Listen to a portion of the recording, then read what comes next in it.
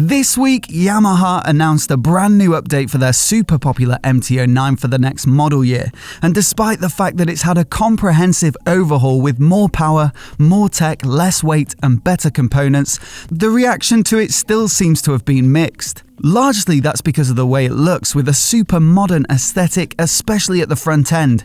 So in today's video we're going to go over the specs in some detail, and I'll also give you my opinion on that new styling.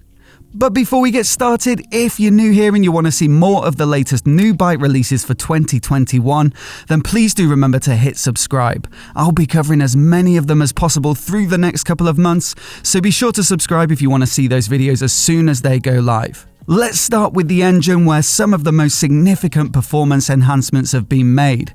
The headline update for their cross-plane triple-cylinder power plant is an increase in capacity from 847cc to 889.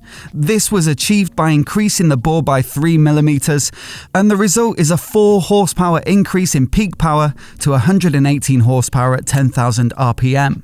But perhaps more significant than that for a road bike is an increase in peak torque that's delivered lower down the rev range. The previous generation was capable of 87.5 Nm at 8,500 RPM, whilst the 2021 version will make 93 Nm peak at 7,000 RPM.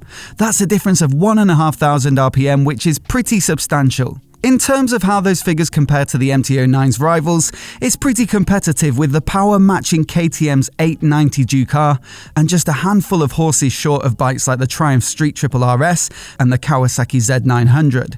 Torque is better than the Triumph, most likely owing to the larger capacity, and just slightly less than the KTM and Kawasaki, which both put out a peak in the high 90s.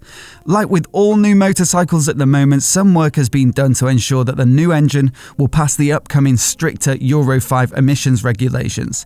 There's a significant change to fuel delivery, with the fuel injectors of the previous generation attached directly to the cylinder head, whilst the new model mounts them to the throttle valve so that fuel is injected into the back of the intake valve heads. Yamaha claim that this improves fuel atomization and reduces the adhesion of fuel to the intake port walls, contributing to a 9% increase in fuel efficiency overall. Yamaha also took the opportunity to shed some weight.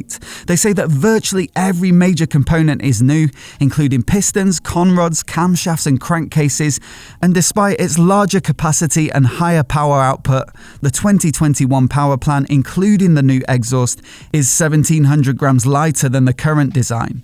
A bit of further reading into the specs reveals that the exhaust system is responsible for 1,400 grams of those savings, so really it's 300 grams saved on the engine itself. Elsewhere, the intake and exhaust systems have been redesigned, with Yamaha claiming a more dominant intake sound, whilst new stainless steel headers and a silencer that exits on both the left and right are responsible for an improved stereo soundtrack. An up and down quick shifter has been added as standard, a ride-by-wire throttle introduced, the ratios of the first and second gears have been revised, there are new materials used on the assist and slipper clutch friction plates, and a new cam angle on the clutch for a lighter feel at the lever, rounding off a pretty comprehensive list of engine updates for the new MT-09. In unison with the engine, Yamaha have completely revised the aluminium frame with larger twin beams that run directly from the steering head to the swing arm pivot in order to maximise strength. That's resulted in a 50% increase in lateral rigidity, improving straight line stability. It ought to handle better through corners too, with some changes to the dimensions and geometry, which Yamaha say have improved front end grip and rider feedback. And moving the swing arm pivots to sit inside the new frame structure rather than on the outside as before contributes to the improved rigidity and reduces unsprung weight. In fact, the wet weight as a whole is down by 4 kilograms to 189, which makes it the lightest bike in the 900 naked category. We've already mentioned the 1.7 kilograms saved on the engine and exhaust, but a high-tech die casting process has allowed them to create the thinnest frame wall section they've ever made. By my calculations, the frame is responsible for about 0.5 kilogram of savings. Switching the subframe from steel to aluminium has shed another 1.5, and the revised swing arm is also 250 grams lighter.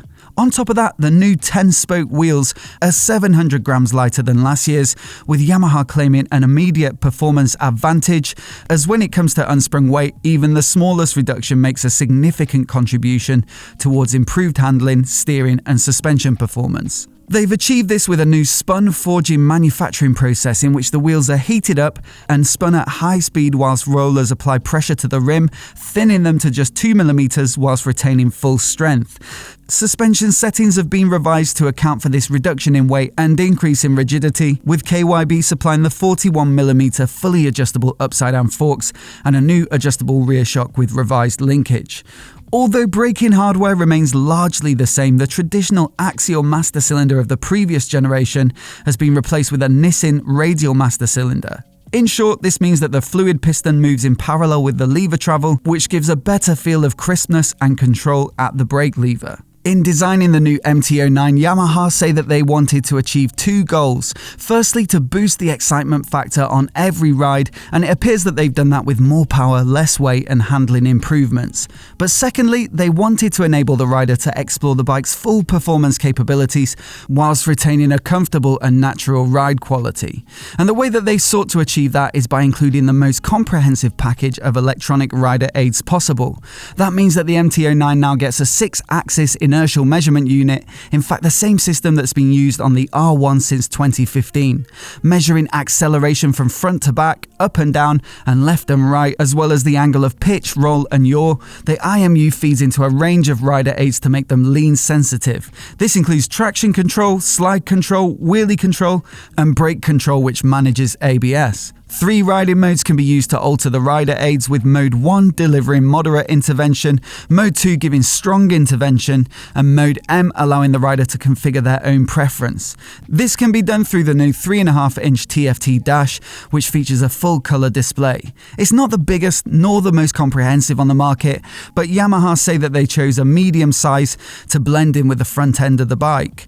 They list a new bar-type rev counter, a clock, a gear shift indicator, and water and air temperature as highlights, but it certainly can't compete with something like the Street Triple RS or the BMW F900R, which both incorporate phone connectivity to enable navigation, media playback, and call and message handling. Lastly, on the tech front, there's LED lighting at the front and rear with a striking new headlight assembly with a central bifunctional projector. And this brings me nicely to the styling of the bike, with that new headline really defining the front end of this updated MT-09.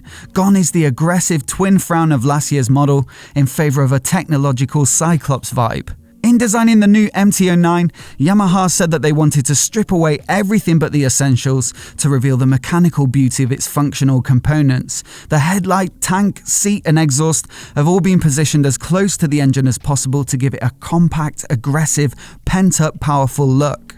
They call it a coverless design with absolutely no bodywork apart from the front mudguard and headlight nacelle. As you can see from the pictures, there are no side panels, nor much of a seat unit, and it really does look super stripped back. In fact, here are a couple of side-by-sides with the last generation so that you can see for yourself.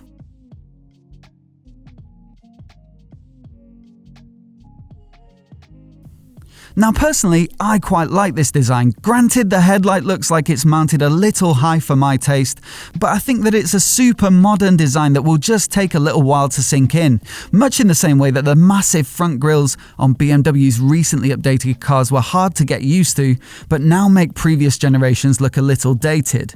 But you only need to scan the comments on Yamaha's official launch video on their YouTube channel to see that opinion is somewhat divided. In fact, maybe that's been a little kind, with the majority of commenters voicing their displeasure specifically at the design of the headlight. I'd love to know what you guys think of it in the comments below. Do you think it's ahead of its time, or did Yamaha make a mistake with this iteration of the MT-09? I don't think that it's helped that this single central headlight concept first appeared on a recently updated MT-03. If you're buying the bigger, more expensive bike, I don't think you want to feel like it's inherited anything from a smaller, cheaper bike.